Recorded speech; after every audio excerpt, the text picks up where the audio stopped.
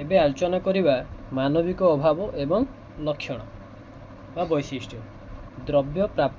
ଦ୍ରବ୍ୟ ପାଇଁ କ୍ରୟ ଶକ୍ତି ଥିବା ସହିତ ଆବଶ୍ୟକୀୟ ଅର୍ଥ ବ୍ୟୟ କରିବାର ଇଚ୍ଛା ଥିଲେ ସେପରି ଇଚ୍ଛାକୁ ଫଳପ୍ରଦ ଇଚ୍ଛା ବୋଲି କୁହାଯାଏ। ତେଣୁ ଦ୍ରବ୍ୟ ଓ ସେବା ପ୍ରାପ୍ତିର ଫଳପ୍ରଦ ଇଚ୍ଛାକୁ ସଂକ୍ଷିପ୍ତରେ ଅଭାବ ବୋଲି କୁହାଯାଏ।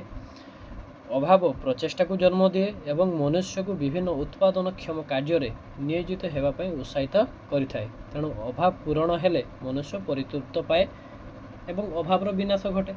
ତେଣୁ ଅଭାବରୁ ସୃଷ୍ଟି ହେଲା ପ୍ରଚେଷ୍ଟା, ପ୍ରଚେଷ୍ଟାରୁ ସୃଷ୍ଟି ହେଲା ପରିତୃପ୍ତି। ତେଣୁ ଆପଣ ଦେଖିପାରୁଥିବେ ଅଭାବ, ପ୍ରଚେଷ୍ଟା, ପରିତୃପ୍ତି ଏମାନେ ଗୋଟେ ସାଇକ୍ଲିକାଲ ଫ୍ଲୋରେ ଗତି କରୁଛନ୍ତି। ତାପରେ ଆସିଲା ଲକ୍ଷଣ। କ'ଣ ରହିଛି ଅଭାବର ଲକ୍ଷଣ? ପ୍ରଥମ ହେଉଛି ମାନବିକ ଅଭାବ ଅସୀମ ଅଟେ।